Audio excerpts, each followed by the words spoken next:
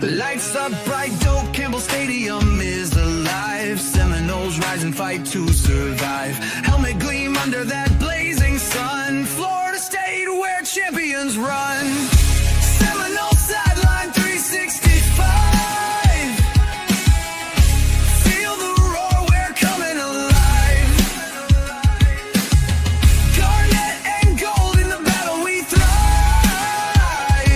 This is our house where legends arrive.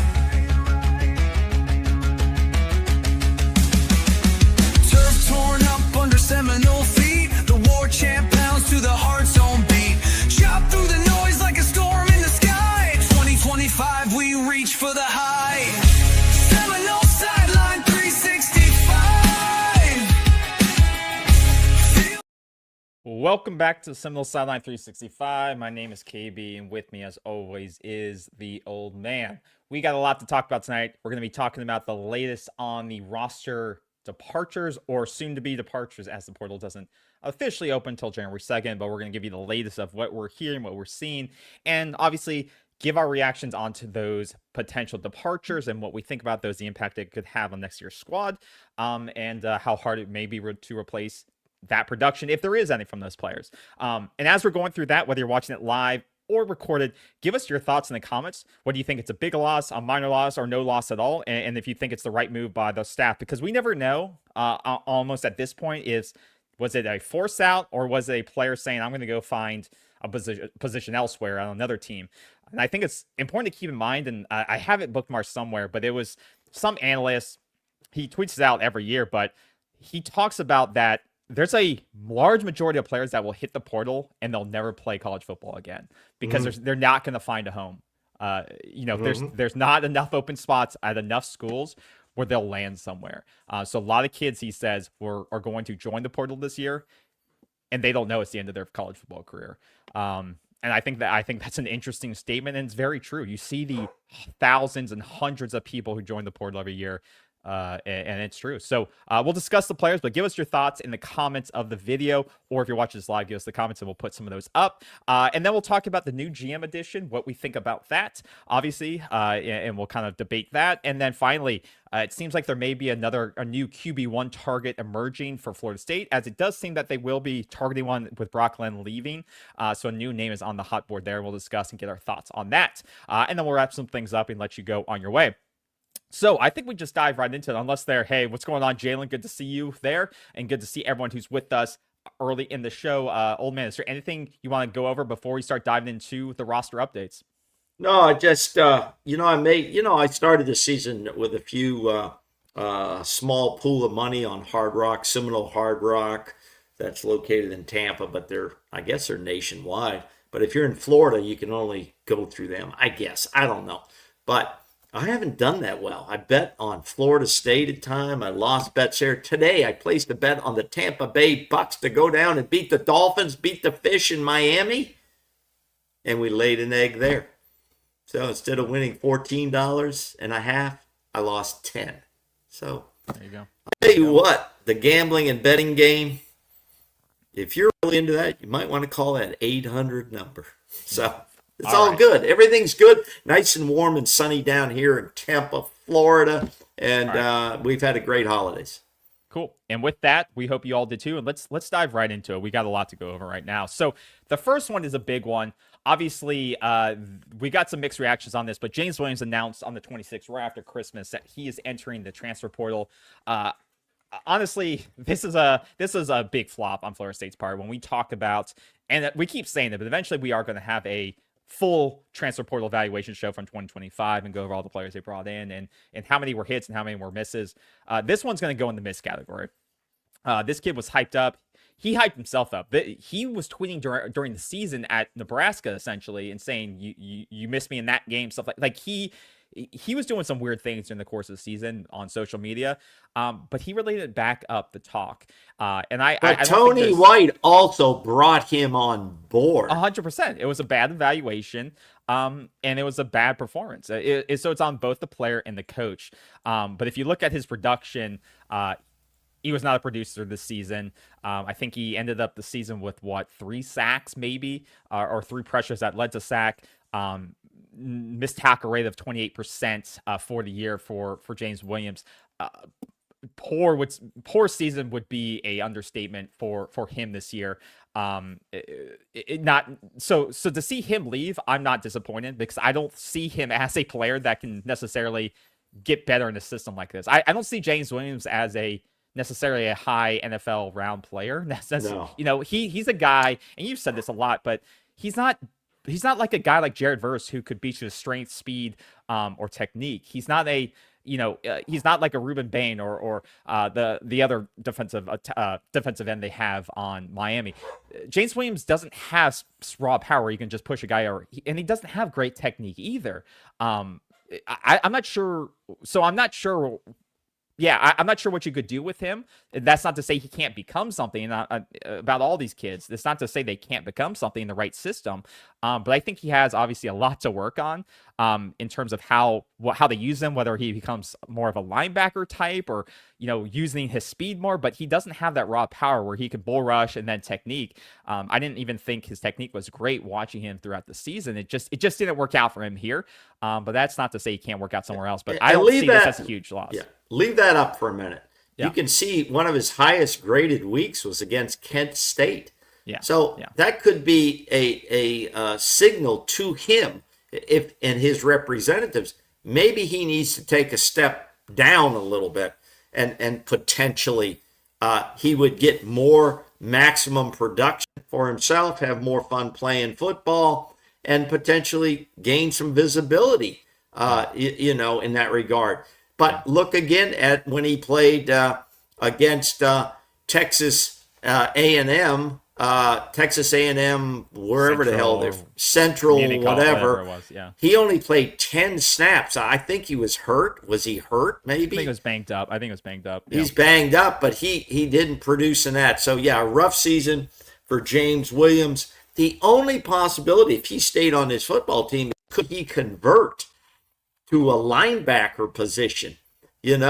Could he do that? But he never showed that he could prove to close off the end on run plays, to force everything back inside, and he could not close on the quarterback. The thing that fits in my mind on James Williams is he would break fast up, but the tackle would catch him and then force him totally outside the pocket. Why? He always tried to beat the guy around the corner. Yeah. Now, I blame that some on development as well. With who's DN? Papuchas? Defensive. Yeah, Papuchas, I believe was in. Yeah, Papuchas is Papuchas is linebackers. It's who the hell is the edge guy? Potrose did defensive line. Maybe Potrose had the entire whatever. Yeah. But I never saw him try another technique. He wasn't big enough to bull rush any tackle, and he couldn't do a spin move. I saw no spin move where you drive the offensive tackle up and then spin underneath it. Yeah. Unless we're missing something. But he is obviously does not see himself fitting on the 26 team, and he is probably out of here. No. The reason I say probably or expected like you do is nothing is for sure until they come off the official roster. Okay? Yeah. And I'll give him the caveat that he was hurt. He only started 6 games, and some of that was due to injury. But he only had 1.5 sacks, 3 tackles for loss, 9 overall tackles. It just wasn't the production, and I guarantee he was probably one of the highest paid transfers they brought in. And you think so? 100%. Look at the names. Go back and look at the names of the transfers they brought in. 100% he was. 100% he was. Wow. Okay. You might be right. We don't know. No, for the production you got from him, I don't think you're going to miss any sleep because you can replace that production with something. And we're only talking tonight about the recent ones from Christmas on. We've already talked about some others that entered. Okay. So and there's like 23 guys expected to enter the portal come January the 2nd. Yeah, right. So if you want a reaction to those other ones, go back to our past shows before Christmas. We discussed those. So the next one would be Javin Bogs. Yeah. What are your thoughts on those, on him and this Well, freshman who could have been something but wasn't something this past season. Yeah, I think Javin Bogs had a higher ceiling given proper development and reps on the field. But I just like James Williams, I had NP next to him, not productive. That means not productive to date, unless you've got some numbers to prove me wrong, KB. He has more potential in ceiling than he had production on the field, but he's only a freshman. I saw him, if he came back for 26 healthy, I think he could be the number 3 receiver on this football team.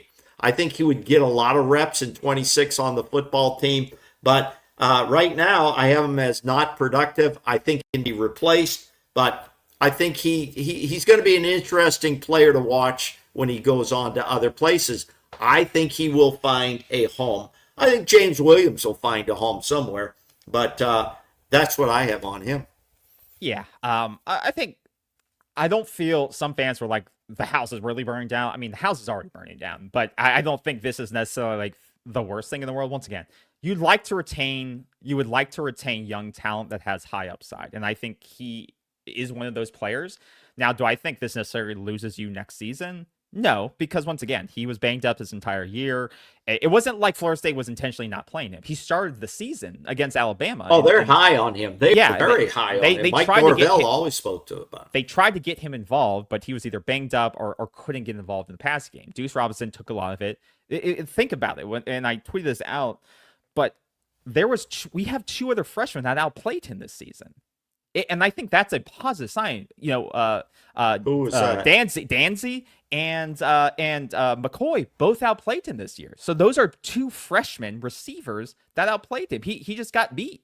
And you would love to keep Jayvan, but when we look statistically, that you kind of ran into a good problem there. And I think that's kind of what happened to a snap share, because if you look at his targets, you look at his receptions, those guys ate into it. You had Deuce at number 1, then you had Danzy, and you had McCoy, especially McCoy towards the end of the season. Those guys ate into his target share. And that's really your core. And I feel like more and more you're having a higher chance now of bringing back Deuce. So those would be my core 3. And if McCoy was playing a game with negotiations, or he doesn't think he fits into that core 3, then I more and more understand this decision. But I'm not going to act like we don't have any receivers. Now, if this was McCoy's name up here leaving, now I would agree with the sentiment of, God, we can't retain, and everybody's leaving, because I do think McCoy is a building block of this team. I do think Danzy is a building block of this team. I can't say Jayvan is, because he didn't do anything this year, and they tried to get him involved, but he did eventually get outplayed by 2 other freshman players on this receiving core. So I don't think the house is necessarily burning down because Boggs is leaving. Because I have other guys. Well, I think he had potential, though. I think we both agree. Yeah, I agree. But I agree with you. He got played off the field. The injuries, when you're facing injuries and you can't really get to practice or not practice 100% or play in the games, you're going to lose reps. And he got caught up in that. It's unfortunate. I do think he'll find a home elsewhere, and I do believe he would be welcome back if that takes place. Now, let's make sure we understand. Every guy that goes into the portal, they go in for a variety of reasons. Yeah. Being forced into the portal, is like the coach is saying, listen, we don't see you getting on the field in 26 that much. That's kind of the force out, right? Yeah. Others leave to leverage the NIL to come back. They're leveraging NIL against Florida State to get more money to come back. Or they're disgruntled with their reps and they truly want to get out of Florida State, or they don't like their coaches and they're out of here. So there's a variety of reasons. Some players would be welcome back once they test the portal and maybe don't find out what they want out there. And right now, as it stands, you still have your top 3 receivers from last year. Javin was number 7. Like, that's what I'm not, like you said, we're talking about potential, but we're not talking about production. This wasn't a production he is loss. Non-productive player. Just like Jalen Lucas was not a production loss. Just like Elijah Moore was not a production loss. Right. Those guys didn't, we have a pretty good passing game for not a great passer at quarterback. And we still have our core three potentially coming back. Deuce being the biggest one that you'll have to retain, and there's no indications. Well, let's talk about that for a minute. I think that. No, I think I just want to say this, and I tweeted about it today. Deuce Robinson, there's a window now. I had it. I tweeted it out there. I should find it. Is he has to make a decision by, I think it's 26, 25 January to declare for the NFL draft. That's like 10 days after the portal ends. Okay, for a weekend. He's gonna have to make a decision.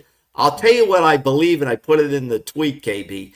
I think he might be leveraging Florida State's NIL and because he hasn't declared portal, he hasn't said a word. He's the smartest guy out there. Hasn't said a word. Hasn't tweeted anything. His reps haven't said anything. I believe in my heart that he is going to come back to Florida State, and he's leveraging Florida State now. He'll come back with a $1 million deal, at least $1+ million deal, to be the highest paid player coming back in 2026. Yeah. If worst case, the second highest paid player to a quarterback. Yeah, I would agree with you. So I think that's what's going on. But some of these other receivers have to kind of make a decision. But a guy like Danzy, I think you're talking about Danzy, he's at least the number 2 receiver on this football team going into 2026. And then McCoy. If we were talking about McCoy right now, I would be freaking out. Because McCoy flashed towards the end of the season. He showed his upside and his potential, and he proved some of it, especially with some of the catches he made against Florida. Like, he made some great catches, and he has great athleticism. So, once again, I prefer to keep those 3 guys and throw my money towards them than, right or wrong, right? We want to retain more of these guys, but we found 3. Yeah. And let's turn those dollars from Elijah Moore and Javin Bogs, and let's invest in those top 3, and then hope, once again, some of these new freshmen we brought in right from high school, maybe they can contribute. Or maybe we go get another veteran transfer from a smaller school. He can go be the 4th or backup, because guys are going to get banged up. So we can't just have 3 receivers, obviously. And that's where you would like some of these freshmen to contribute and stay along for maybe a smaller price tag. But like you said, maybe Javin Boggs doesn't get any suitors. Maybe he, maybe it's only Marshall and Tennessee State, maybe it's some smaller schools that he's like, oh, maybe I do want to go back. Yeah, Boggs would be welcome back to this receiving room. So really, it's going to come down to what he wants. It's just going to be interesting when your number 1 receiver has not committed to anybody yet. He hasn't committed back to Florida State. He hasn't committed to the portal. He hasn't committed to the NFL. He is playing this business game smartly. Okay, and whoever his representative is, and I think it's probably a good one. They're playing this out to the end, but there are deadlines. Now, Deuce Robinson could enter the portal 7 days into it. Okay, I don't expect him to feel like he's going to enter it on the 2nd day of January, but it's going to be very interesting to see what Deuce Robinson does. Yeah. But that's what I got on Boggs, and I agree with most of what you said. All right, the next player we want to talk about, and this one was breaking, I believe, today. Ashlyn Barker entered the portal. Yeah. So this is another defensive back loss. Big loss. Well, not a big loss, but the room taking some tremendous hits. Exactly. The room takes another hit. I wasn't high on Ashlyn Barker. He did have, he has a decent amount of stats, but once again, it's more of a veteran type presence in your room. He's only a sophomore or junior. So he's been in the system for a little bit. And he has experience. He wasn't by any means an all ACC guy, any kind of dynamic player, in terms of that. But once again, you're going to have to replace the production, and none of the freshmen that Surtain and them brought in, seem ready to play. Kai Bates is gone, wasn't playing this year. Charles Lester has been playing. I would think you retain him because I don't know where he would go, but you hope that he's ready to develop and play this next season. You got Charles Arnois. He's played this year, but you're losing more and more of these veteran type guys of your defensive backfield. And like you said, I don't think it's like end of the world, but it is production you'll have to replace. And he was a guy that knew the system and had kind of developed. You just said the key words, KB. He knew the system. He had played in the system under Tony White now for a full season. And now when you lose his reps and that experience from the reps, you're losing that I know the playbook. I know what they want from Tony White's defense. So you are taking a loss there, okay? Yeah. He may not be all ACC. He may not be all nothing, but you're losing a guy that played significant snaps for your defense. Absolutely. And this is a guy, I believe, came from JUCO and kind of worked his way through the roster. And so he would, if he did come back, he would have one more year because I believe he was a redshirt junior this past season. And I wasn't hot on him early in the year, and I did think towards the end he did play a little bit better. I think this past season he had 3.5 sacks, which is probably one of the highest on the team in terms of anyone, because we didn't get a ton of sacks, especially from the line, but from the defensive backfield, I think it was some of the most that we've had from a defensive back since like Derwin James or something.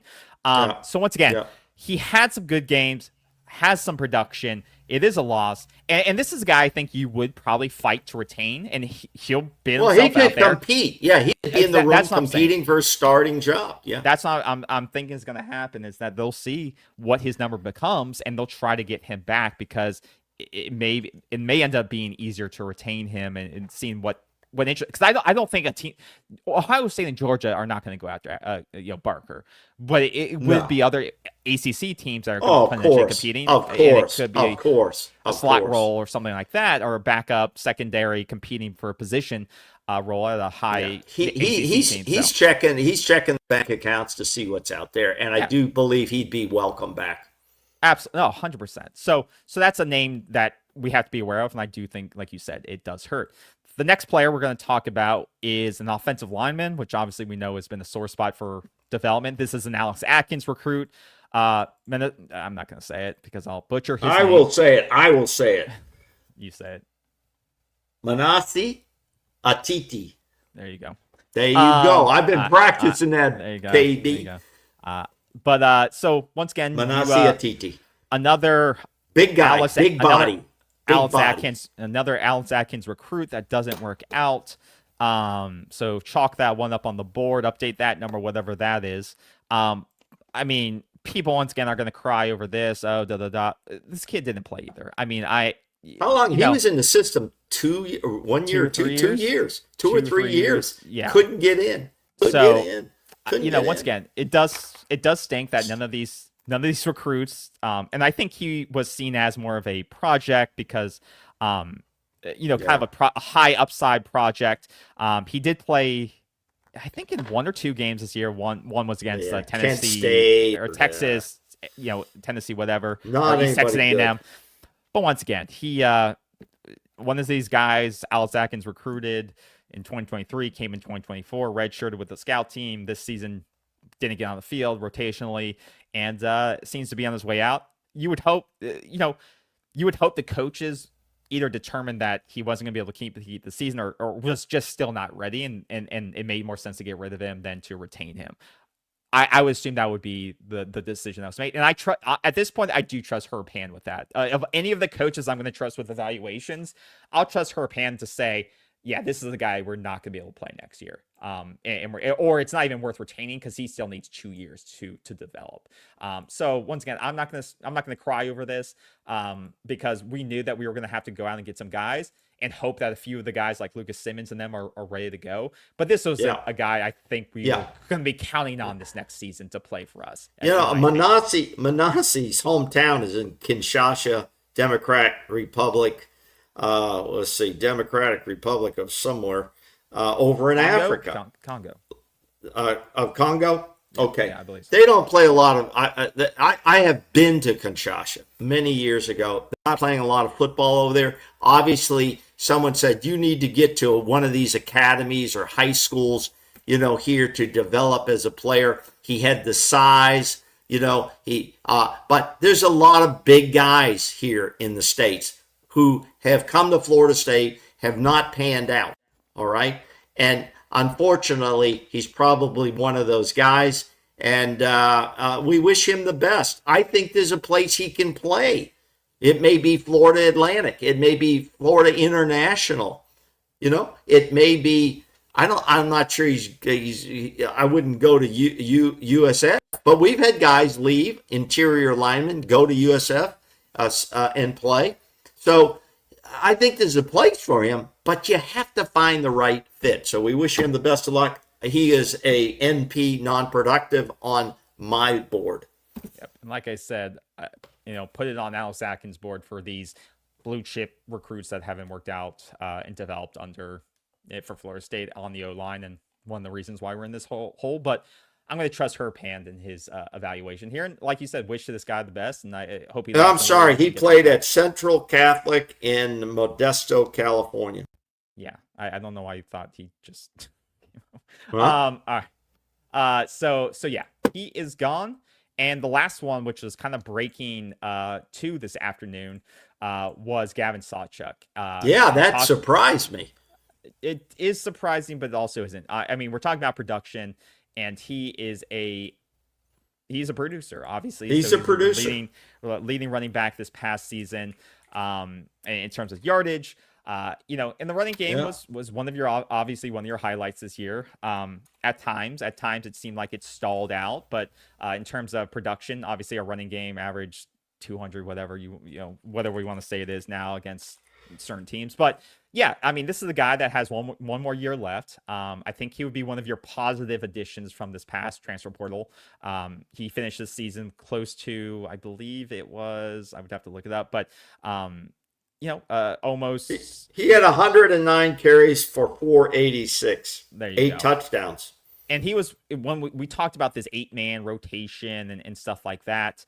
And he was one of the primary guys for a lot of the year. When we look at the snap counts, and attempts, it did start to dwindle towards the second half of the year. And that tells me something. That does point to something where maybe the coaching staff was making that decision and that call where, are we going to go youth movement? Are our two primary horses that we're going to invest in are going to be Sam Singleton and Uzman?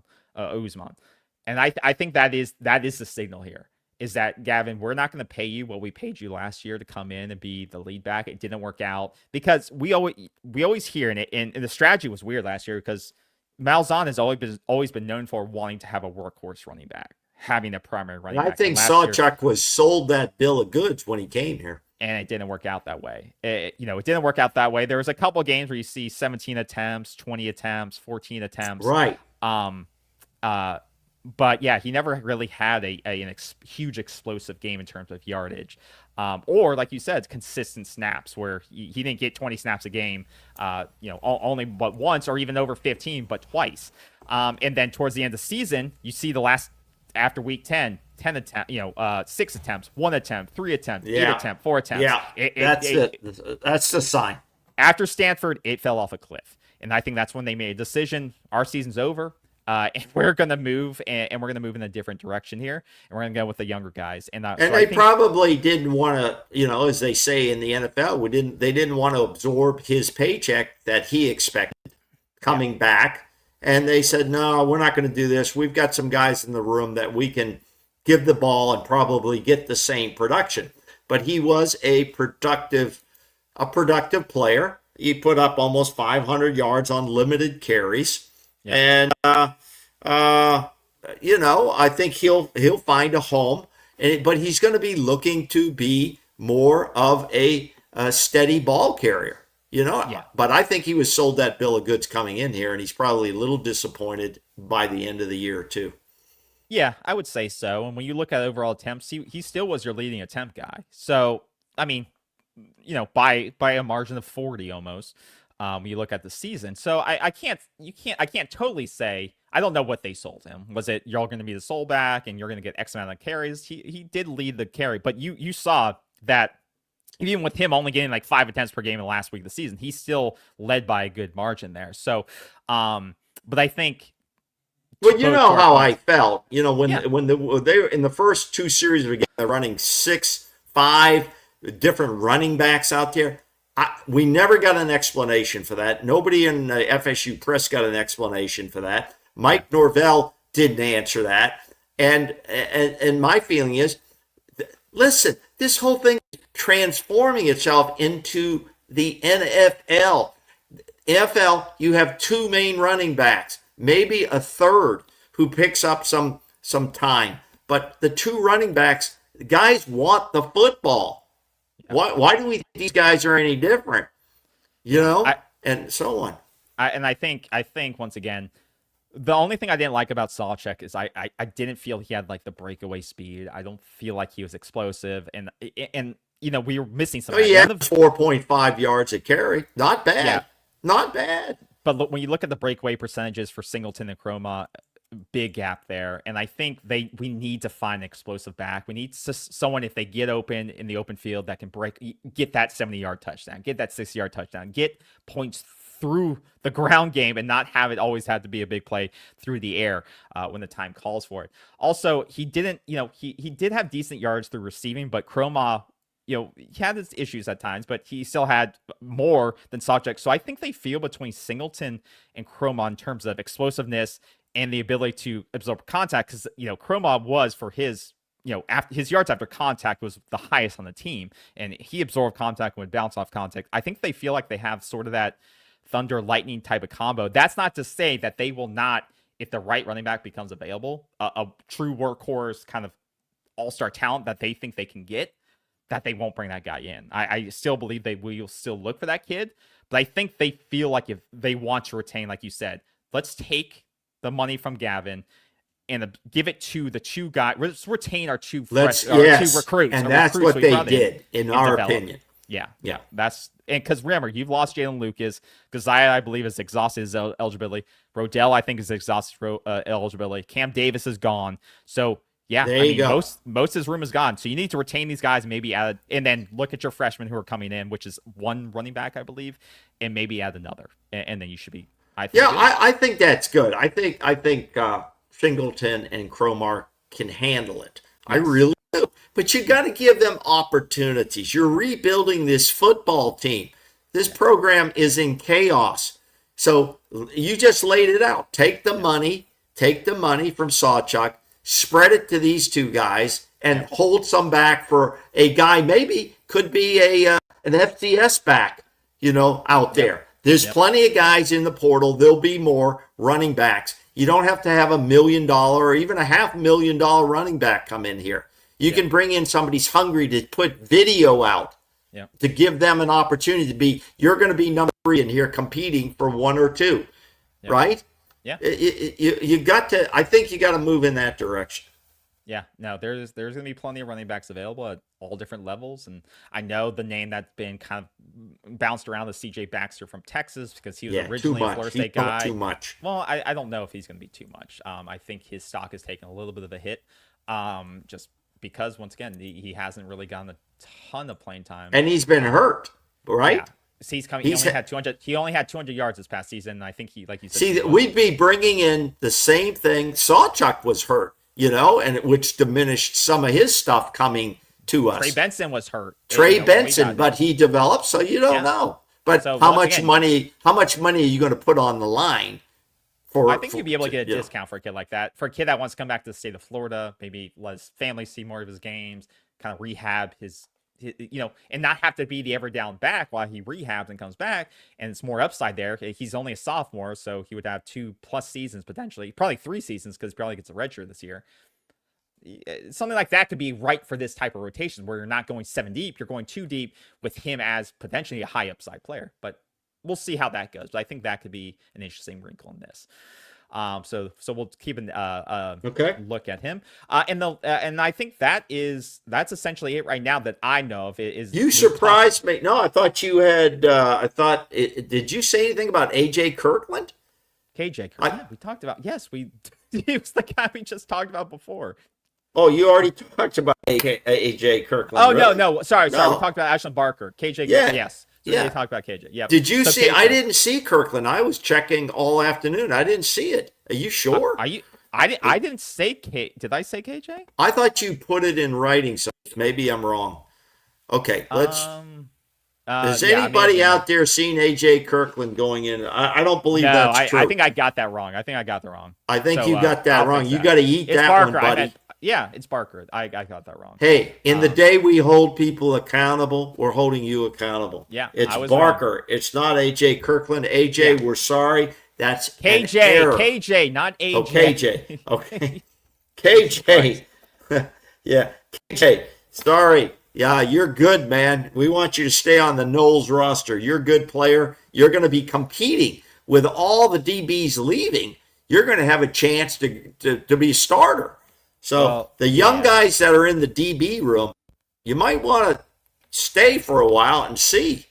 Yeah, I mean, once again, the room for FSU, the DB room is going to be pretty thin, and we're going to need some of those guys like him to really step up. Because you look at Ashland Barker was a starter at strong safety. Shaheem, didn't work out. Cromartie was a freshman, really didn't play as a true freshman.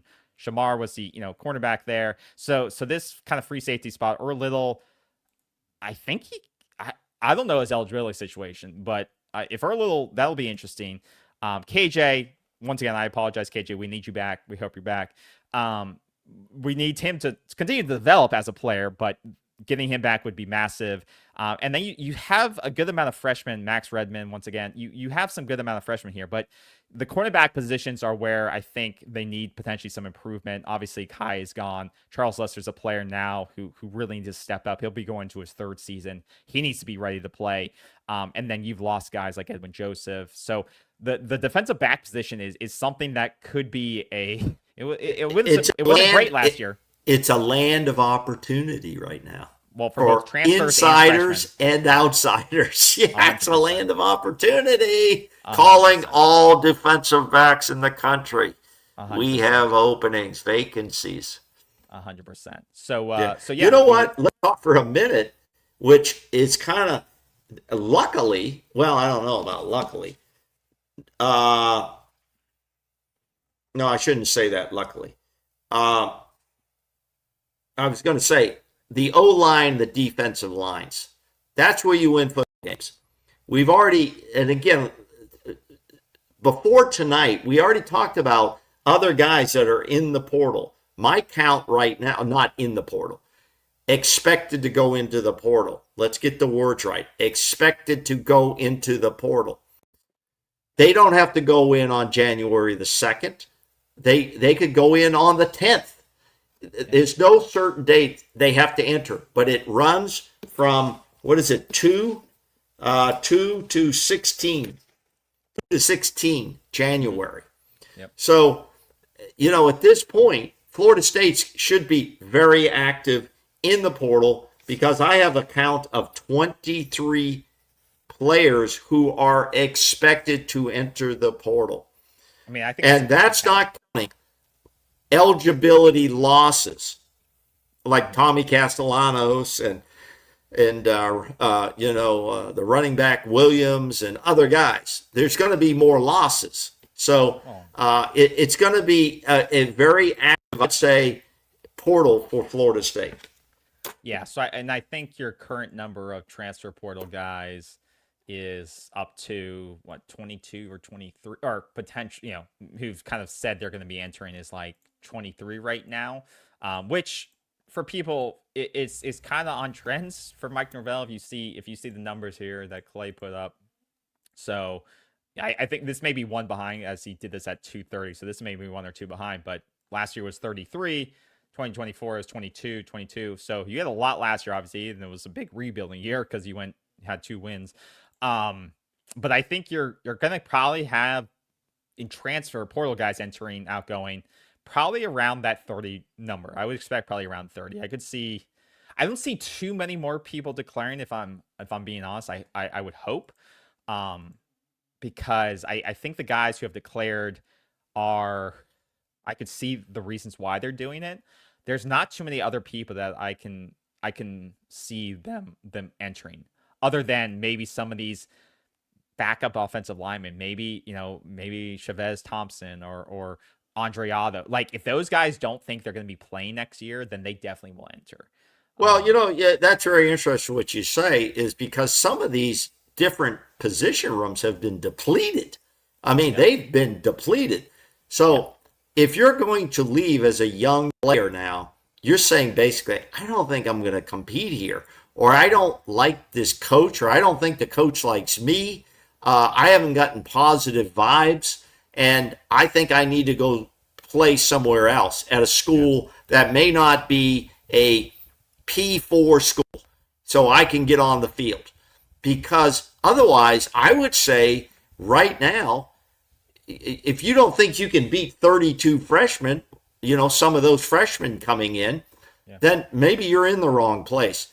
If you don't think you can get on the field with the entire offensive line basically is out, is going to be out, that has to be replaced. Yeah. So I assume they're going to have some money set aside for these guys. And a good, solid offensive lineman is going to want $500,000 to probably $750,000 to come in for one season. That's my guesstimate. So if Otto doesn't think he can compete against these guys, or Lucas Simmons, and they've spent 2 seasons here, what are they thinking about? And I think it's their time to emerge, to find at starting position at Florida State. I don't know what Herb Hand thinks, obviously. The quarterback room is down to the number one. You got your number one quarterback in that room right now is Kevin Sperry.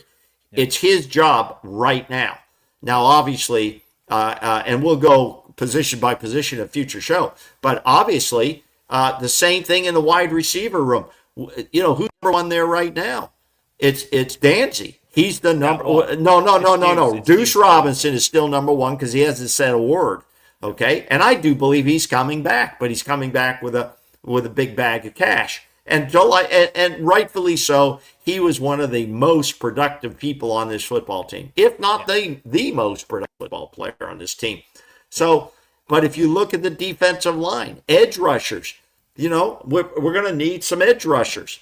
Every position room is going to have huge competition, but we got to go and get the players, period. Right? Yeah. And now that may be a transition into what the hell's going on in the front office. Yeah. So, so we learned, we finally got the word of who's going to be the GM of this football team. And it's a familiar name of people who have been following this program for the last, couple of years. You got John Garrett is coming back in the general manager role. Obviously, he was working for, I believe. Well, when you say coming back, I mean, he had been here, left, and is coming back. Yeah, he wasn't the GM, though.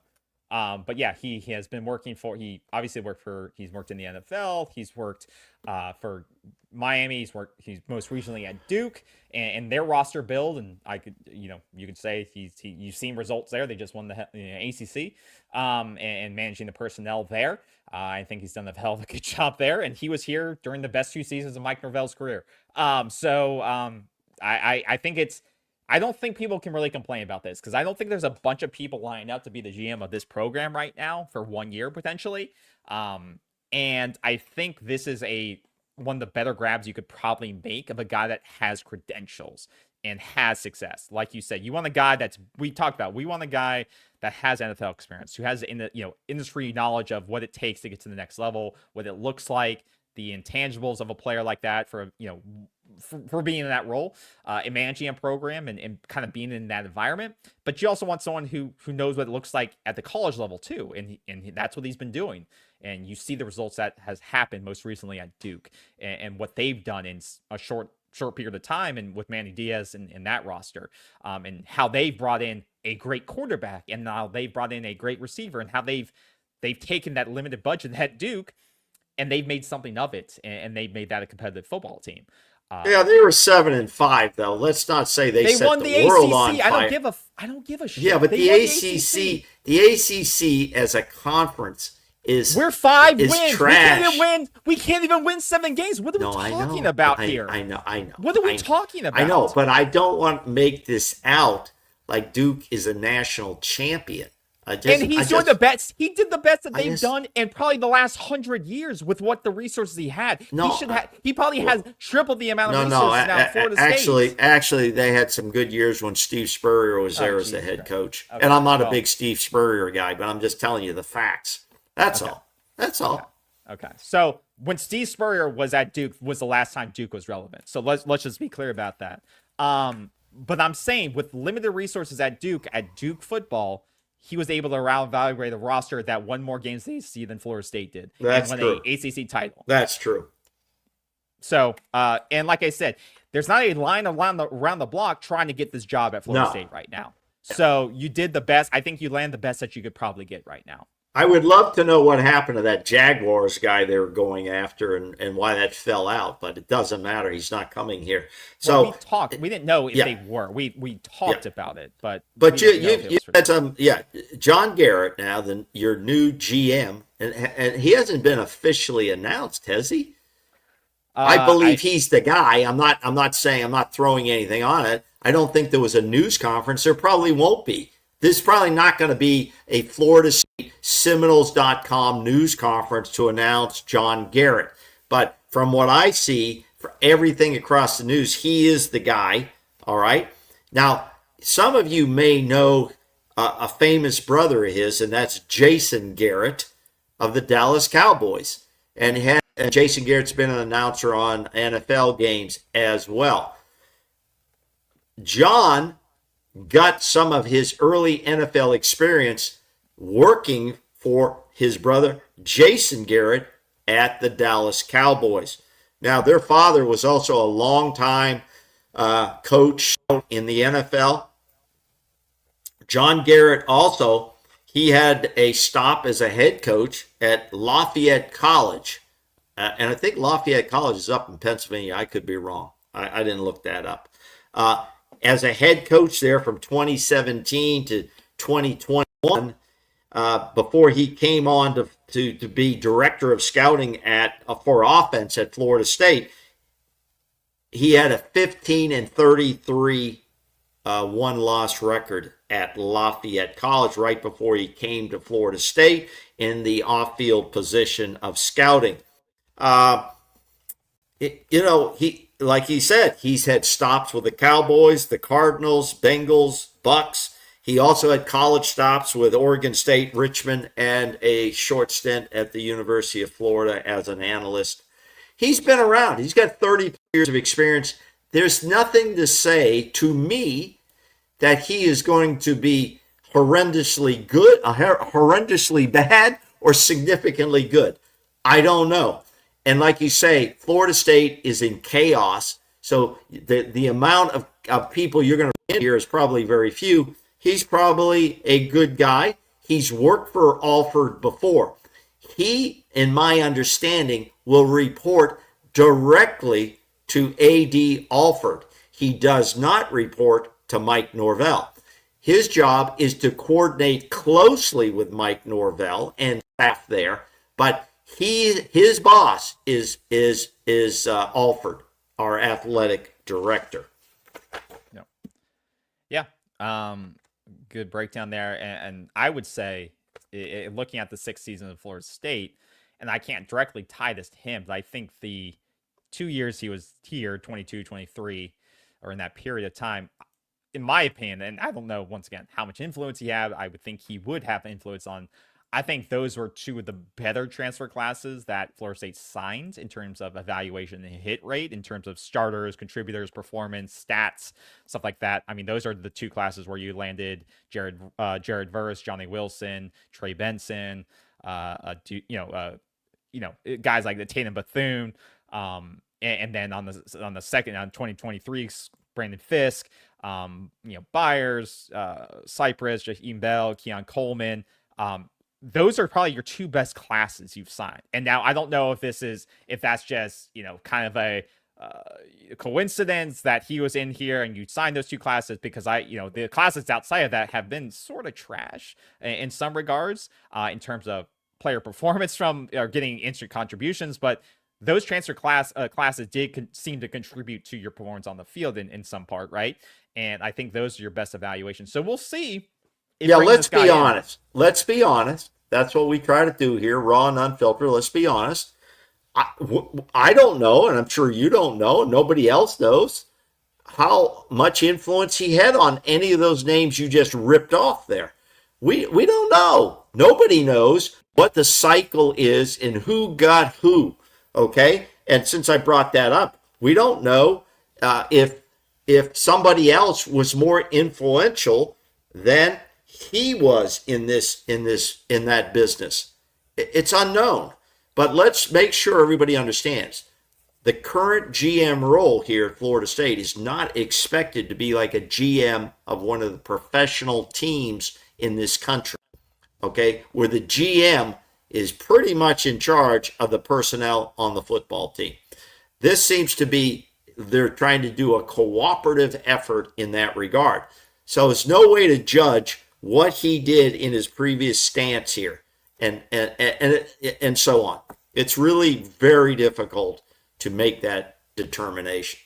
Yeah. So we'll see. But I'm definitely not mad at the decision. I don't think Florida State should be. I don't think. Yeah. I think this is one of the best you could get. Well, I don't think you can yell out and say, "Hey, this is a great one," or "No, this sucks." I don't think there's any viewer on our show or any other show or any media that can say that. He's got a ton of experience across the NFL and across college.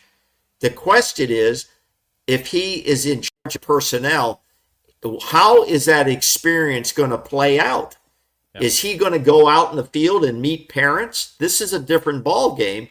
Is he going to go out and meet parents? He's done that before at Lafayette College. He was the director of scouting for offense in 2022 and 23 here at Florida State. I don't know what that job encompasses. There's nothing on the Seminoles.com, the official site, that says, here's what the guy does. Well, talking about... Well, I'm just being honest. I'm not talking about that. I'm saying talking about what guys do or not. They also added another member of staff, which is Miami's executive director of football management and personnel, Taylor Edwards. Yes. So this is to go along with GM role. Yeah. Once again, we don't know what goes into play, what his exact day-to-day role will be. But if we're talking about personnel and football management, I mean, Miami's done a hell of a job the last 3 or 4 years. Right. If Miami was willing to hire this guy and we see the results of Miami on the field, I would say this is a decent hire. Once again, I don't know what this guy does day to day. I don't know how influential he was on building that roster, of getting the resources to evaluate land talent and stuff like that, landing coaches, whatever. But he's had, and he's had some things in the past at South Carolina, whatever, but Miami saw it. They wanted this guy and we land him now. And I think, once again, we'll see what can come to fruition in 1 year, which I don't think is fair to judge a guy on in terms of this type of role. But I think this seems like a pretty good hire from a pretty good program that's beating everyone else in the state right now in terms of talent evaluation and development, in my opinion. What are your thoughts? Yeah, I have to agree with what you're saying. We don't know exactly what his role or influence was at Miami, but he's in the front office there. He is being brought in here, I believe you explained it properly, executive director of player acquisition. So in my mind, I'm a process guy. I want to know how the process works, and it's very frustrating when you don't get the visibility to understand how Florida State's development, acquisition, and all of this works. Nobody else understands it. The only thing we can evaluate is the product on the field. That's how we evaluate it as fans, okay? So he's coming in. What is his duties? How are they different than John Garrett as the general manager? How are they different than Rick Stockstill, who's still here as the director of scouting offense? How is it different than Justin Cruz, Crouse, kind of like mouse, director of scouting for defense? Director of scouting, does that mean they go out and evaluate the players, then they're going to pass them on to Taylor Edwards, then they're going to, who the hell knows? The bottom line is fans and us are going to judge the product on the field and performance. I mean, I'm just being honest here. It's frustrating for people, that's all. But we have no reason to think Mr. Edwards, in this picture, he looks like a businessman. He looks like a front office guy. There's no reason to believe he ain't going to come in here and kick some ass and get rid of people and bring in some better people at reasonable prices.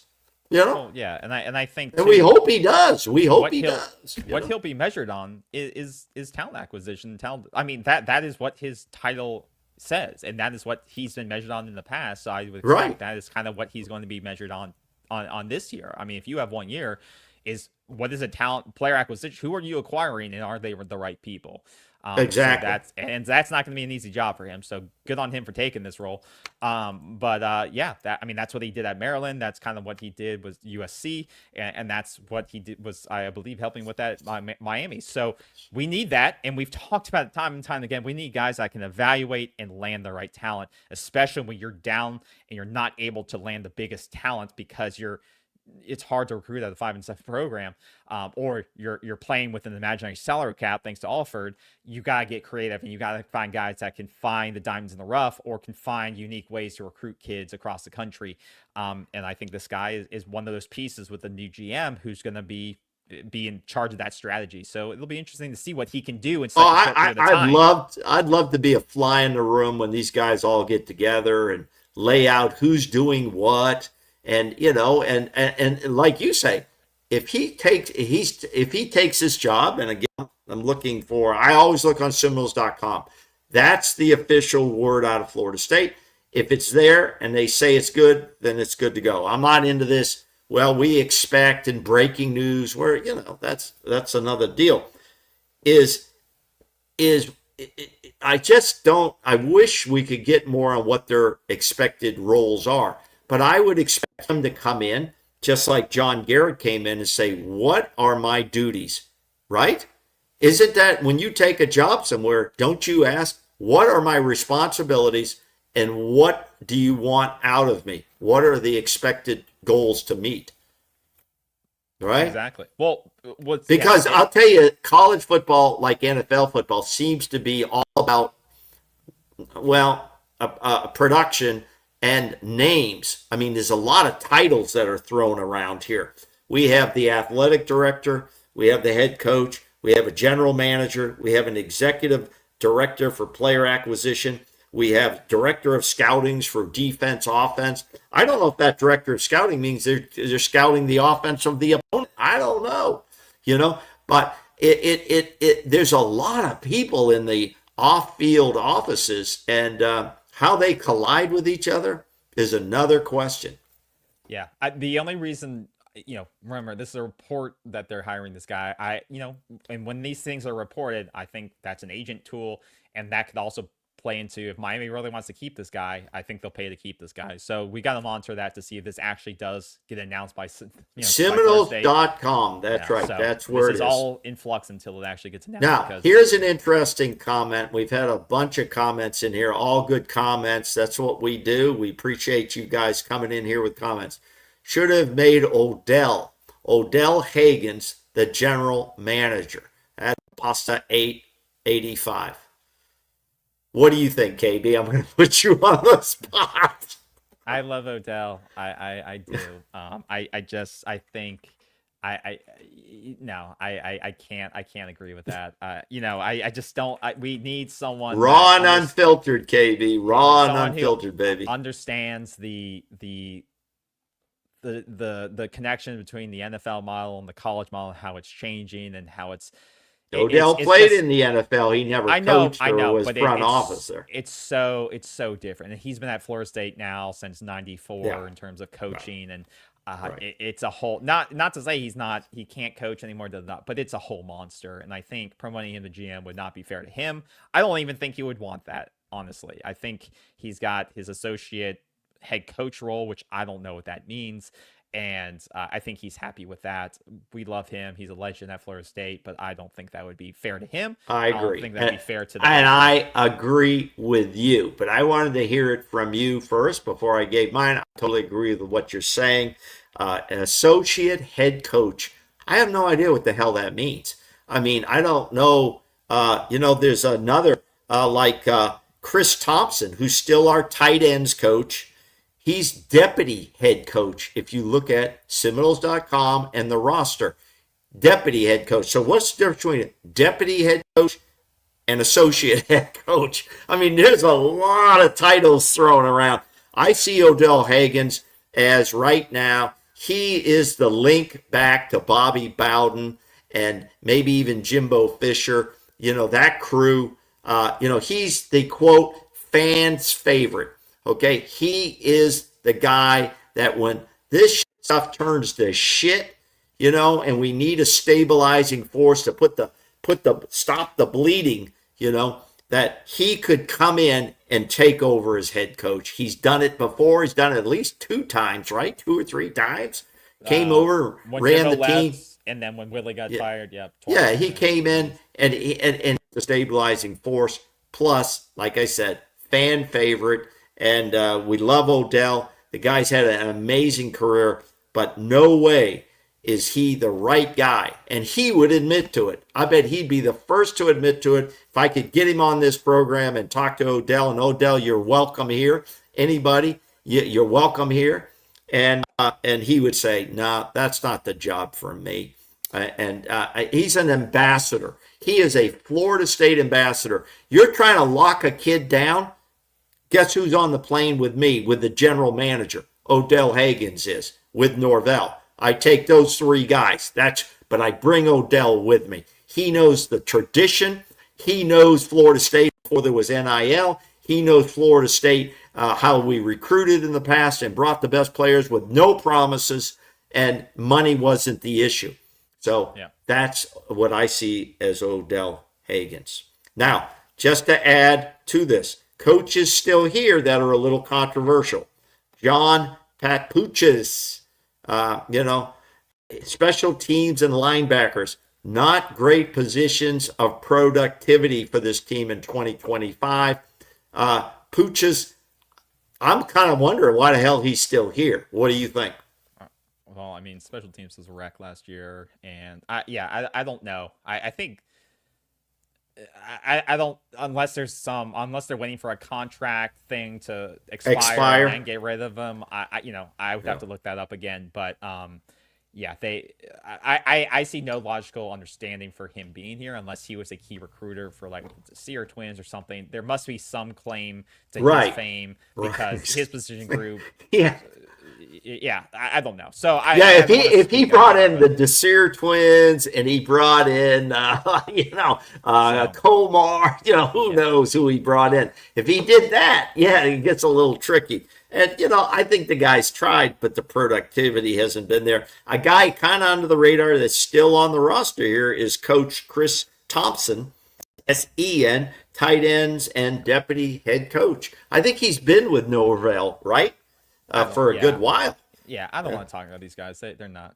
Well, I'm just saying they're still here. Some people wonder why they're still here. They're either still here because of contract that's about to be due, and then they're going to be gone, or they're going to be So that we would have to look that up. We can look that up, see if there's a contract, what that contract date is. But that could be the reason if they're really bad, or this is what he's going to roll with. And one other key position is this. Quarterbacks coach, internal promotion. Austin Tucker is that quarterbacks coach. We have talked about Austin in the past when that appointment was made, and he has assistant. Now we have the quarterbacks coach, and we have an assistant quarterback coach. I'm telling you what, the budget on all this stuff's got to be kind of wild. Brendan Bogart, Bogner, Bognar. He is the assistant to Austin Tucker. This has been a fascinating chat about coaches and assistants. It really has been. All right. We can move on. Well, I think it's important to know because these guys are going to hold more accountability of what the hell goes on in the field, right? No, because Norvell doesn't fire them for 3 years, so they don't get held accountable. So who cares? Norvell has nothing to do with the GM. Okay, then Alfred doesn't. Alfred doesn't fire them. Alfred doesn't do anything. Then. Yes, he does. No, he doesn't. Yes, if he's in charge, who's in charge of the coaches? Norvell is in charge of the hierarchy of defensive who's in charge of firing coaches? Norvell and the GM will coordinate on that now. Great. That's the new role. Then you don't need a GM. Then you don't need a GM. There was zero accountability for the coaches and their performance. There was none. So that we'll keep a track of that. I still think it's weird that Rick Stockstill wasn't he a quarterback in college. Rick right? Stockstill was a fan favorite quarterback at Florida State. Had a good career. I know. It's weird. And then he coached long term at East Tennessee State that beat Miami that time. Correct. And I think it's weird that he wouldn't become maybe your quarterback's coach, knowing his experience and his experience across being a quarterback and probably recruiting quarterbacks and coaching quarterbacks. And he doesn't become your quarterback's coach, but he's still director of scouting. I don't think he's doing great at being a director of scouting potentially. Well, maybe he could have been the quarterback's coach. I still think that's a weird non-internal hire if you're going to go in that direction. But because Austin Tucker was a wide receiver, he wasn't. He's never coached quarterbacks. Exactly. So why not go to your quarterback who's been a quarterback before and recruited them and then a head coach? And I don't know. So let's move away from that.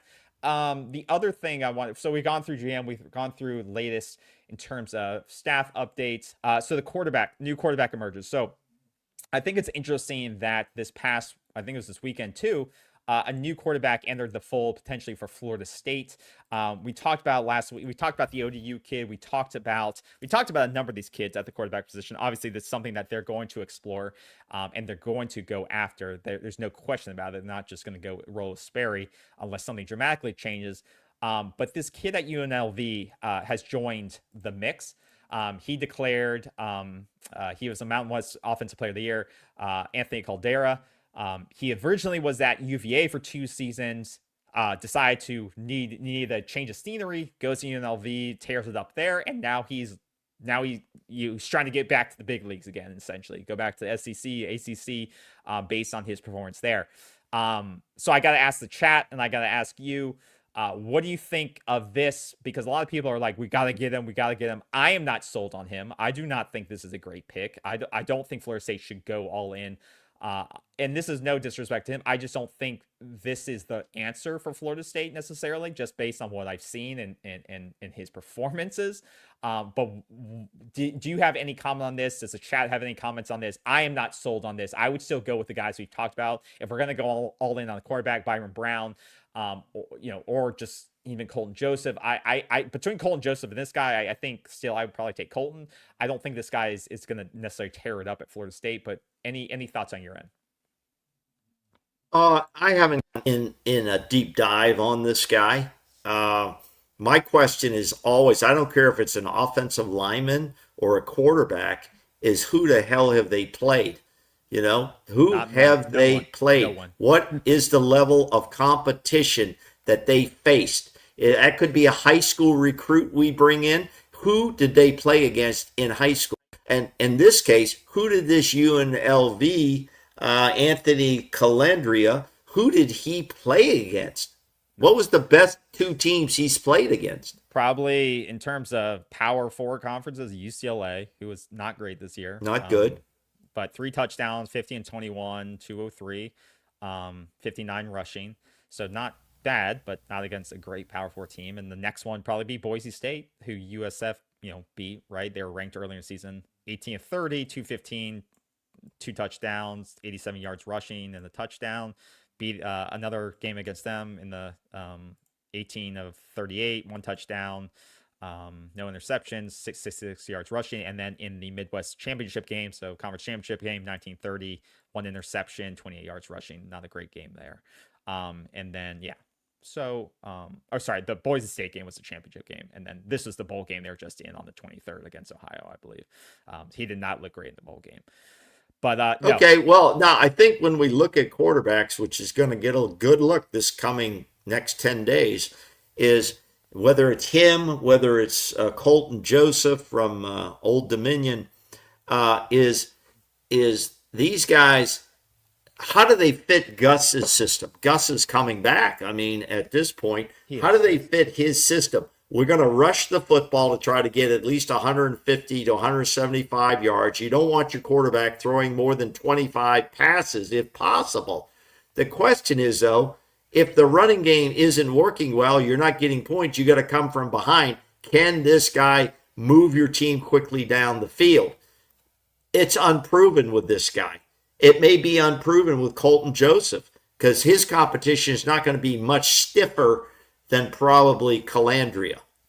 That's a guess on my part. I don't have the stats here to say that. But does this guy This guy, hold it, pull it down again. He's 6 foot. That's probably a stretch. He looks like maybe the same size guy as Tommy Castellanos.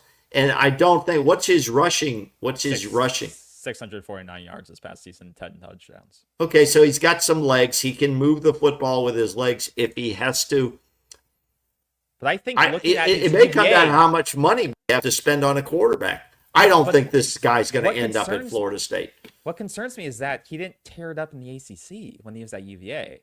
And you can say, well, he was surrounded by not great players. Well, I don't think he's going to be surrounded by all-stars next year at Florida State, and maybe a shaky offense. But he has played against ACC competition. And not done well. So I don't know why we would be trying to get this guy. I'd rather go with Sperry and take my chances, right? Like the interception, like he has interception issues, and that's at UVA. That he has a history of that in 2 seasons there. He had interception issues this year at UNLV. Like he doesn't have great throwing numbers. Yeah. I truly think, I understand we have to have a guy that has athleticism, but I think we need a guy that can throw the football or spread the ball deep. And this guy can, but the accuracy issues still scare me with him.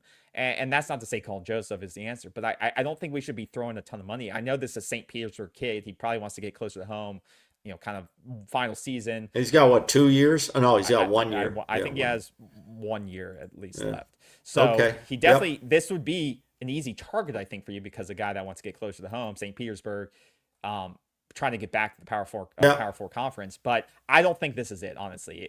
Of the guys we've talked about in the past, I think there's probably valued guys that are probably have more upside, in my opinion. That are, in my opinion. So I'm not in love with the pick there, but I think he'll land somewhere in the ACC or familiar territory there, because he does have skills. Other things I want to wrap up with, because I think we've gone through all our big topics. So we talked a lot about transfers, and people messaging and people, players write their notes and stuff like that. And obviously I got KJ wrong. So KJ, I want to apologize again. I hope you stay. You are not entering. KJ is not entering the portal as of today. But I want KJ to stay. But this is the first time I've seen this from a player. And I think, once again, this is the wrong way for a player to do this, but announcing his departure from a team in business or the portal, because college football is a business now, right? This is not the right way for a player to enter the portal. This guy, Keith Adams Jr., his father played at Clemson, I believe. He's been with Clemson for 3 years. He was a 3-star running back out of Utah who got an offer from Clemson, probably a legacy scholarship, I would assume, somewhere, because Clemson wasn't recruiting a lot of 3-stars 3 years ago, right? But he probably has talent as well.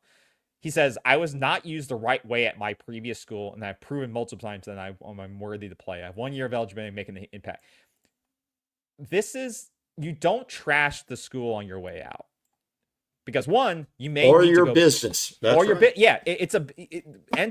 college football is a business. Whether you're fired or you're laid off or you leave on your own, you don't bash your employer on the way out. Because other schools see this and they say, is this a headache? Is this guy a headache? Is this something we want to put on our roster and have to maybe deal with? We don't play him enough. And that could be a player or a coach bashing people. 100%. Right. And when people think they've been, and I'm not saying this about him now, but people think they've been blackballed or they think they're not getting picked up for certain reasons. Well, look at social media. Look at what you're doing on social media and what you're putting out there. Because remember, coaches, scouts, administrators, they can see stuff like this. And if you're looking, if this was his resume of what he wanted to see schools to see, they're not looking at the tape. They're looking at the first line here. And I think players have to understand more and more that schools are treating this like a business now. And they're treating you like a number. And are you worthy of 100K, 50K, 75K, plus the headache and the PR that you could bring on our school if you make a statement like this? And the hit to our PR, the value of that if you do something like this. And I think this is just a message to all players and all people in the business world, obviously, is that you have to treat it like that. And I think it's a learning lesson for him. But I mean, this kid's got to be 22, 23 now. He's going into his 4th year of college. This was just surprising to me. You see some of the comments about this is the way to do it. Good point. as this guy said, FYI, in real life and interviewing my jobs, you were immediately cut during the process if you talked down to a previous employer, which is true. Solid points. Solid point, KB, and well worthy of everybody out here listening. If you don't get anything else out of tonight, listen to what KB just said. Whether you're in business, whether you're in football, which is a business. This is an entertainment business now. And you don't bash the ex-employer. If you really got to bash them that bad, maybe you should consider legal things or something if it's that bad. You know? Still do that with the right, you go the right routes with that. You don't go public unless it's the right time PR-wise to do that, right?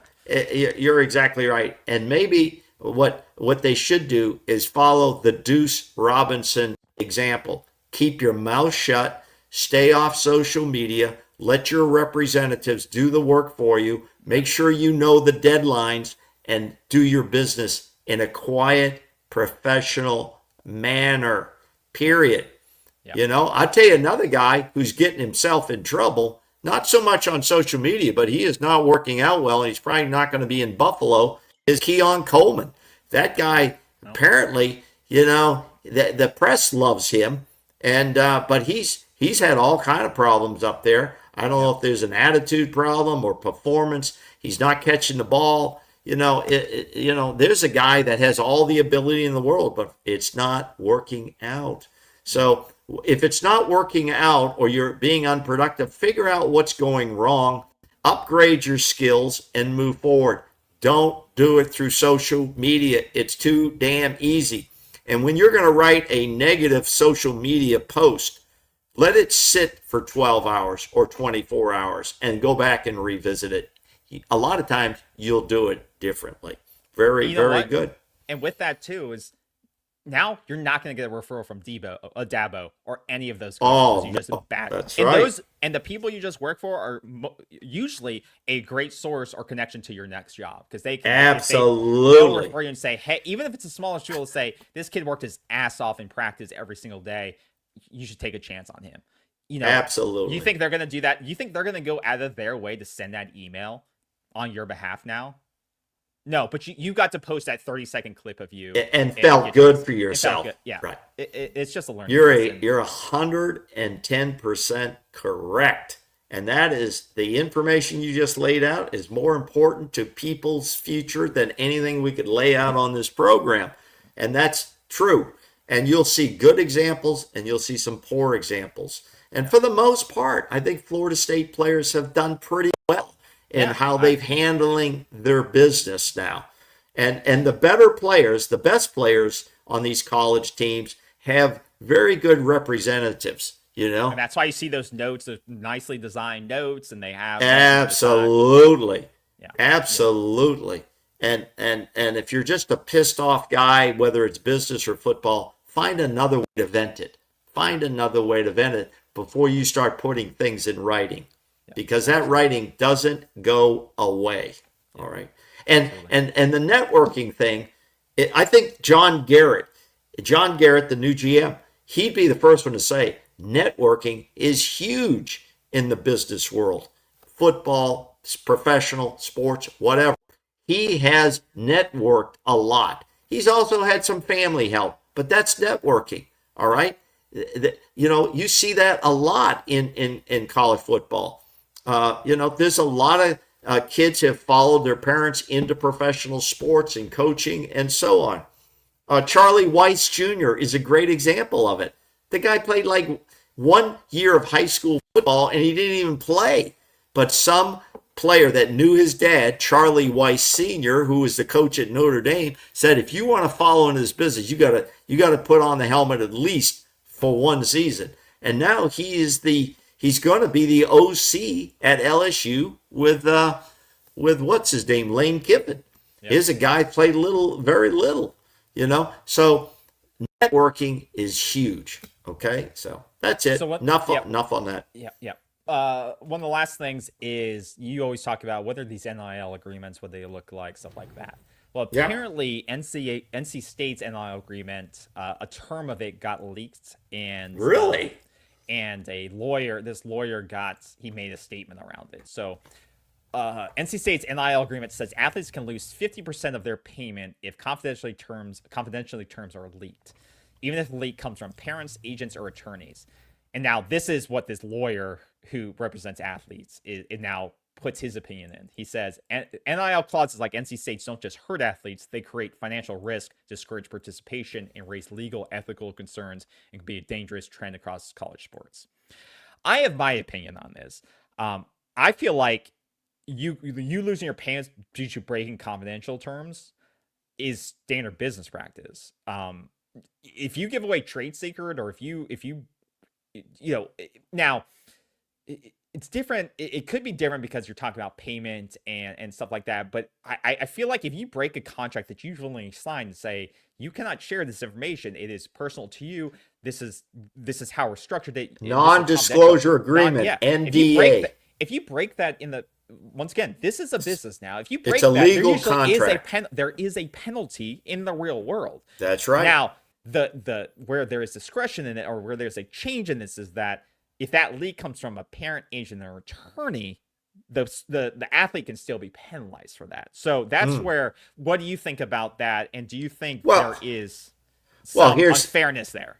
No, here's the problem. I think the contract, it's a legal binding contract, NDA, non-disclosure agreement. Most of these contracts in the NIL appear to be NDAs because little leaks out from any of these contracts, to be honest.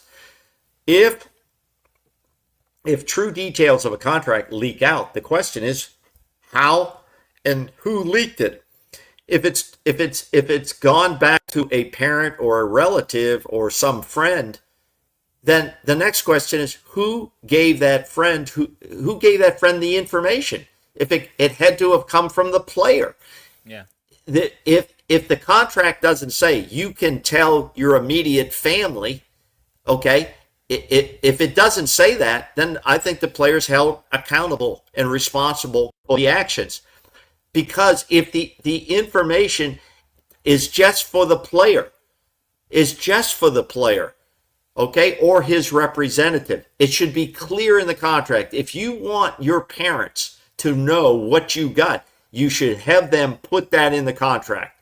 This is disclosable only to players' parents or guardian or whatever. Contracts are, that's what they are. It's the wording. It can be any way you want it to be, but when you sign it, you're bound by the agreement itself. Yeah, and this lawyer, he represents, like I said, he's always talking about, he teaches NIL at Miami Law, and he's kind of always on the side of the athlete in terms of, making sure they come out on top of these, which, so what he said about this, he's noticing this trend where athletes are liable for confidentiality breaches by their own reps. Universities shouldn't be drafting one-sided provisions that penalize students for others' actions. That needs a revision. So he's really honing on that one-sided provision where they're being penalized for others' actions. But like you said, the agent, I guess what could happen is that the agent may have an incentive to leak that contract. Without if that penalty is not in place, that the agent does have an incentive to leak the contract to get more money for his athlete. So that's why they have that in there, right? That could happen. That could happen. Yeah, that could happen. Yeah, that could definitely happen. And here's the other thing: is the university willing to take this player to court? Are they willing to pay the fees, and do they have the proof necessary to recover? When you go to court, it's what is it you're expecting to get back from what you're doing? Are you trying to nullify the contract? Are you trying to institute a penalty, or what? And is it worth it? And you may not want the publicity that comes with it. I agree with that. But there's also the other side of this. And some people say this is basic contract law. Athletes are adults, and contracts, like you just said, contracts with NDAC contract carry responsibilities that are this complicated. I do think it is a smart move by a university, because I don't think there should be this unlimited leverage by an athlete or an agent, an agent specifically, that can continue to leverage and leverage and leverage until the payment goes up. Same with coaches. Jimmy Sexton just keeps leveraging and leveraging and leveraging. There has to be at some point where either there's full transparency or there is going to be something like this. And I think there is things set up like this because there is not full transparency. There is no market cap, or there is no like, this is the price for a quarterback. This is what all the quarterbacks are getting paid. This is the breakdown, because there is not market-wide transparency of NIL agreements. If there was, you wouldn't need penalties like this, because Florida State could see this is what Miami's paying their quarterback. This is what USC is paying their quarterback. NC State could see what we're paying our quarterback, and you could see that all publicly. But until that day, you're going to see things like this because schools are going to refuse to be leveraged until forever, right? Let's be honest about it, though. You and I are agents, okay? Yeah. And agents network too. Yeah. All right, they have a big network as well. Yeah. Just like lawyers, you could have two lawyers, criminal lawyers. One who is a prosecutor, one's who the defense. They know each other. Yeah. They'll go and have lunch with each other. They'll talk about cases.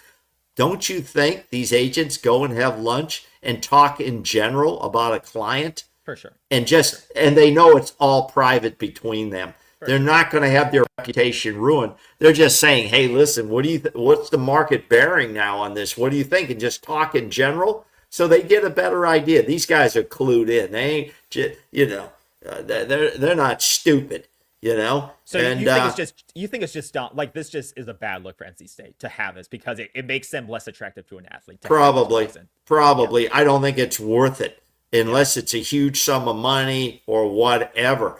Also, they're trying to send a cannonball across their player's nose that says, "You guys, if it's an NDA, you better keep it quiet, or we're going to make an example of you in court." Okay, if we have to. If you want to send a true message to your players on a violation, you take them to court. And then it ends in a settlement where the guy gives it back to you. They don't go before a judge or anything. It gets settled out of court. Most of these types of things get settled out of court. Yeah. And I'm not a lawyer, but I know enough about the law in general of how this shit works. So that's the bottom line. So, whatever they're trying to push out here, they're trying to send a message to people. But most of these deals, I believe it, even in the pros, is that they're all have NDAs. Yeah.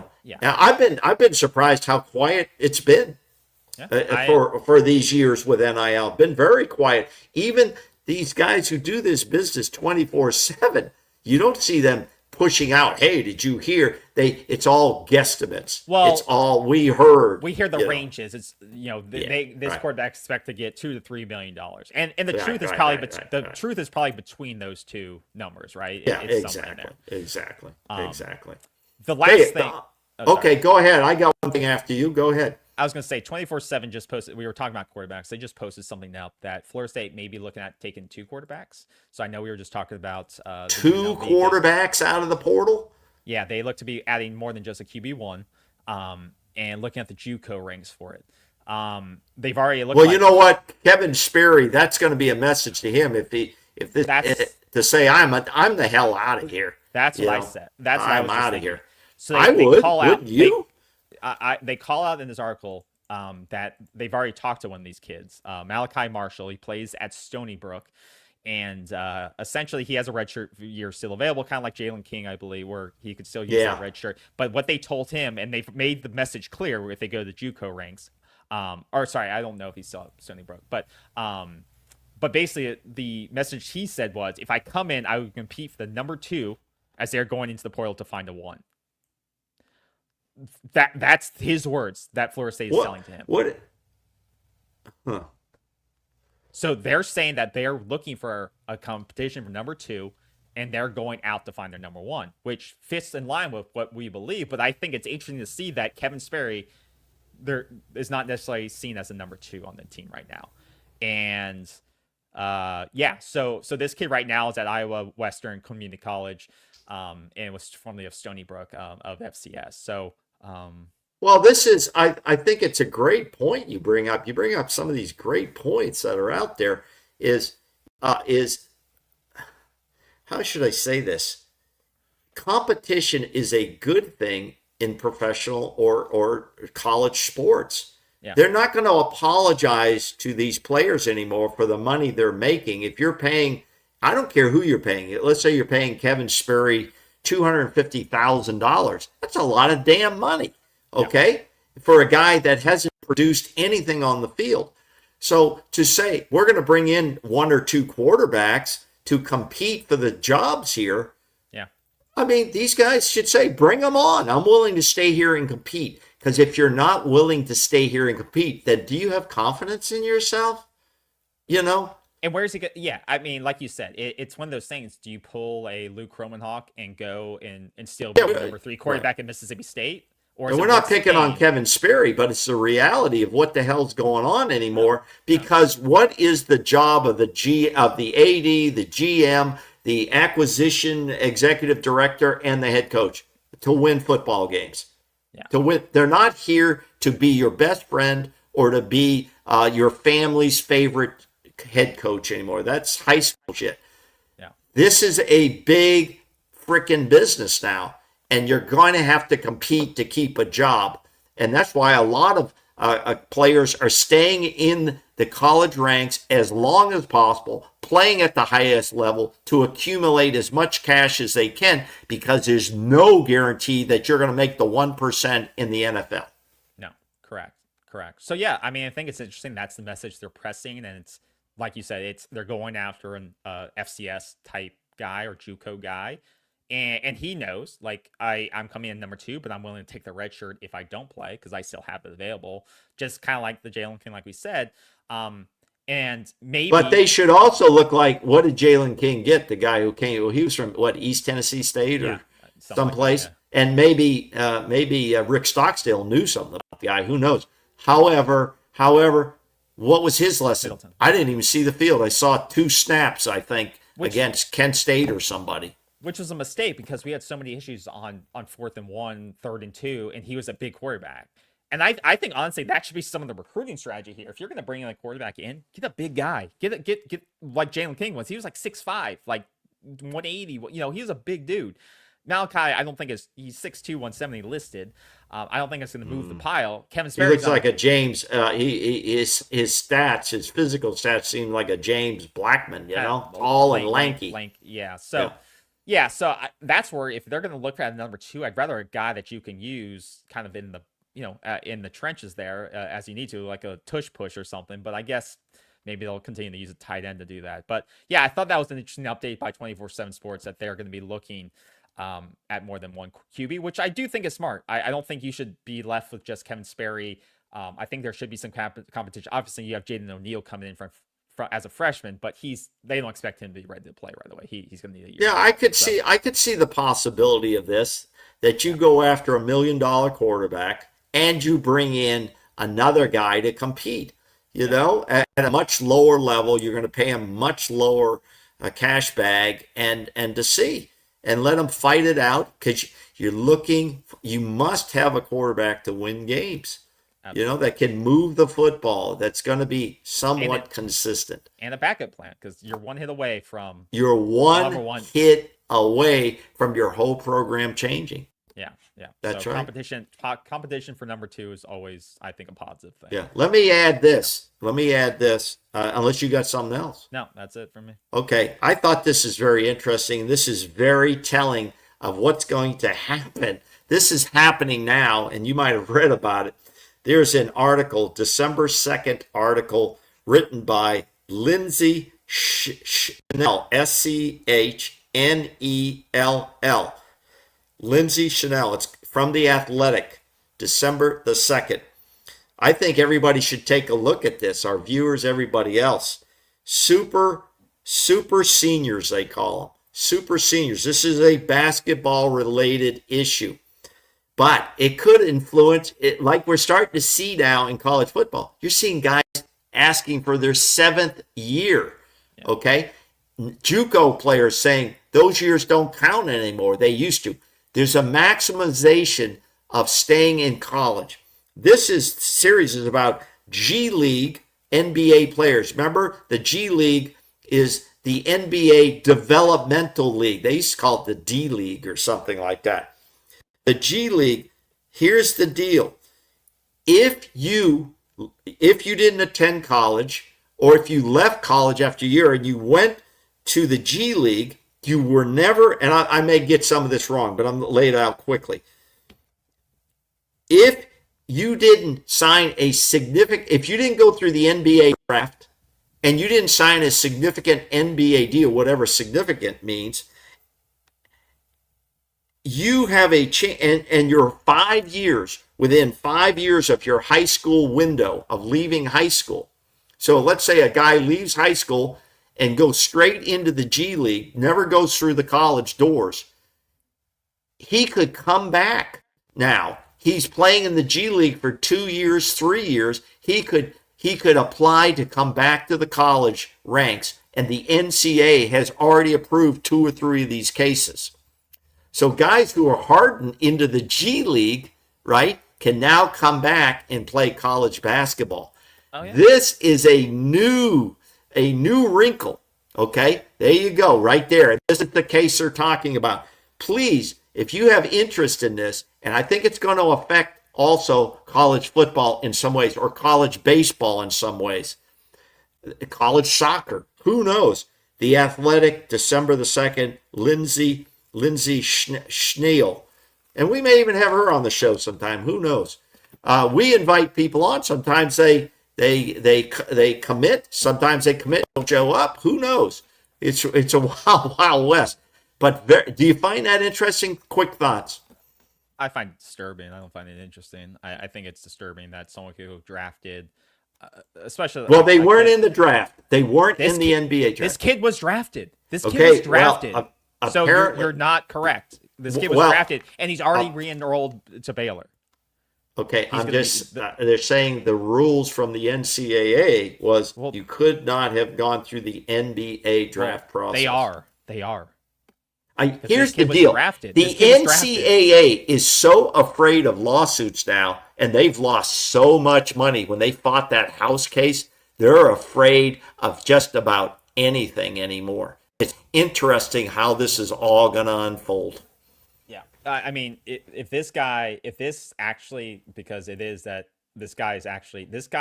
part of an NBA trade too. He was actually part of a trade with the Knicks for Karl-Anthony Towns, and I didn't even watch his basketball. This guy's draft rights were actually traded. So this guy was part of transactions. He's part of the draft. I don't understand that, and I'm going to look more at it because that's not supposedly. And we may have her on the show to talk about it if we can get her on to come on the show. Now, so to your point, he was drafted, and his rights were moved to Charlotte, but he never signed a standard NBA contract. So that goes back to what you're probably talking about, that kind of contingency. And then he played professionally overseas for Barcelona in their EuroLeague, and that's where the caveat comes into play. He never signed the typical NBA kind of rookie contract, and then was moved to another team, and then went overseas, where they still retained his rights. And now he's going back.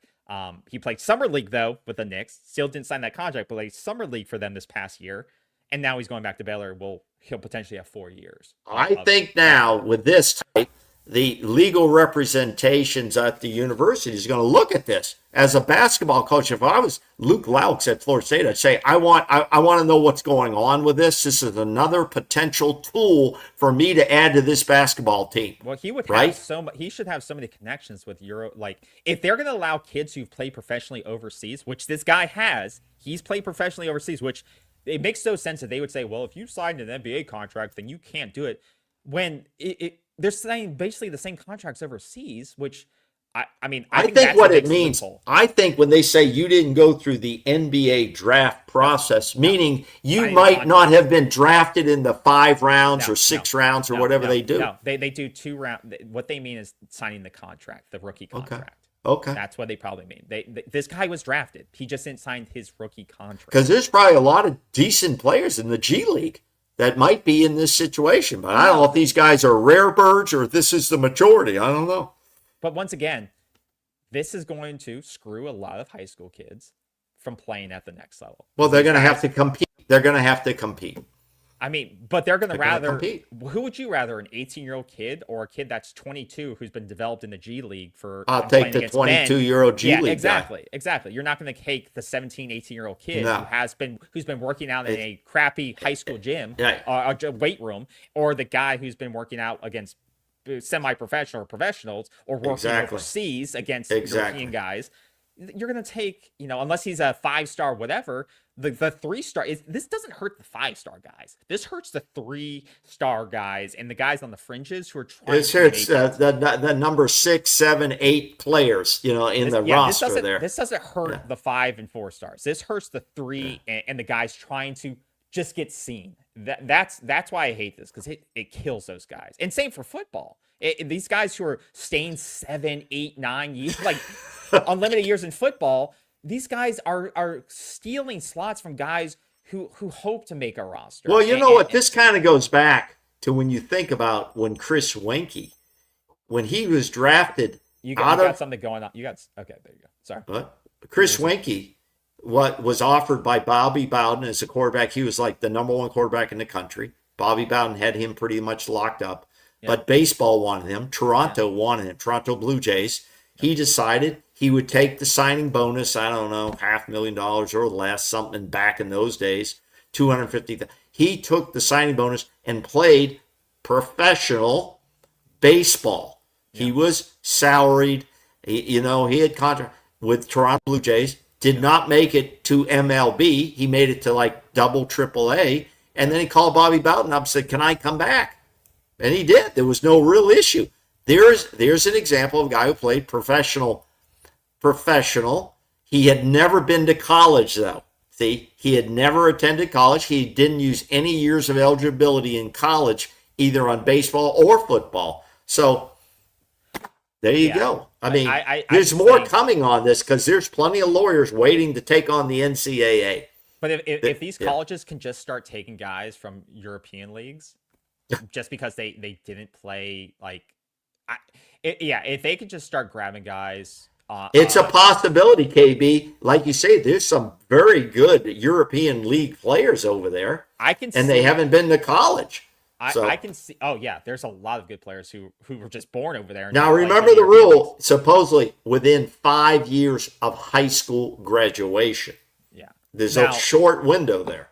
And at some point, I could see the G League, which nobody actually watches, but or really attends, and these teams are like spread out across the country. But at some point, I could see literally the G League being replaced just by college. And these guys just being 2-way contracts where some guy at Florida State plays really well this season. The Knicks draft his rights for 2 years, just like baseball does. You draft the rights to a player in the 5th round. Maybe they expand the draft for basketball, but you retain his rights for 3 years, and then he continues to play at Florida State for 4 years, and they can call him up whenever they want to. I could essentially see that happening, especially for basketball, where they already have that middle league there. I could see it becoming like that, kind of like it is for baseball. College becomes a minor league, sort of the feeder system. When is the last time, KB? Maybe this is the final statement here. What is the last time anybody has ever heard that player X, let's say he's a football player, player X for whatever team is not eligible for the season, academically eligible? That's almost become a joke. Remember, that used to be a thing. That used to be a deal. This guy was academically ineligible, declared by the university. That's all gone. I've seen it pop up a few, but yeah, it's not. That's all gone. Yeah, it's not as common as it used to be. It feels, because now when the application, they have to fill out an application to the university. It goes to a special person who takes it to a special person in the dean's office, and the dean chops it, and they're on the field. That's where we're at. And as we said, the NFL model is upon us, and we need to embrace it, because that's what the hell it is. And the days of lawsuits changing the game are occurring every day. Absolutely. So yeah, that's it for tonight. Obviously a lot of stuff to go over, and there'll continue to be a lot of stuff as we approach the January 2nd transfer portal date in 4 days. So yeah, stay tuned, like, subscribe, hit the notification button so you get alerted when we go live for those shows. We'll probably have another show. Yeah, I mean, January's January 2nd is, what is that, Friday? So maybe we'll do a special show on Friday to go through those updates. But yeah, we'll definitely have a second show this week. So definitely stay tuned. We appreciate the comments, the support, the discussion. We always love to see that. And yeah, stay tuned for what's coming up next. And hopefully not too many Florida State players will jump in. But like I said, I think we'll get to that 30 number. Last year it was 33. I think we're at 23, 24 now. I think we'll probably see more. But we got to keep those top 3 receivers. That's my wish list right now. I think we got to try to keep those guys intact. So yeah, we'll go from there. And once again, I do want to apologize again to KJ Kirkland. Please stay. We can't afford to lose any more defensive backs. Yeah, you can compete. You've got a full opportunity there to continue competing. The other thing is you can follow us on Twitter as well. And you got your watch is going crazy in the background. I don't know what's it is. You got some watch going on. Yeah, that's my hey, you talk about backup quarterbacks. That's my watch over there in the corner. you know, so but you can follow us on Twitter, Seminoles Sideline 365. We're on there, and we love you guys. If you're not a member of the family here, hit the subscribe, and we'll keep you updated. The last thing is, most of our shows are live. There may be some recorded shows because there's going to be a lot of stuff happening over the next few weeks. So, yep, absolutely. And if you scan that up top, I'm not going to steal your information, but that you can link to our Twitter or our X account. And if you scan that with your phone, your camera, you can follow the old man. He does our X account. So you can follow his rants on there if you like. But until then, we appreciate the support. We appreciate you guys coming out. Have a great Sunday night, and we'll talk a lot next week as the portal opens. Take care, everyone. See ya. And always, go Noles. Go Noles. Go Noles. Seminoles Sideline 365. Feel the roar, we're coming alive. Garnet and gold in the battle we thrive. This is our house where legends arrive. Every yard we take.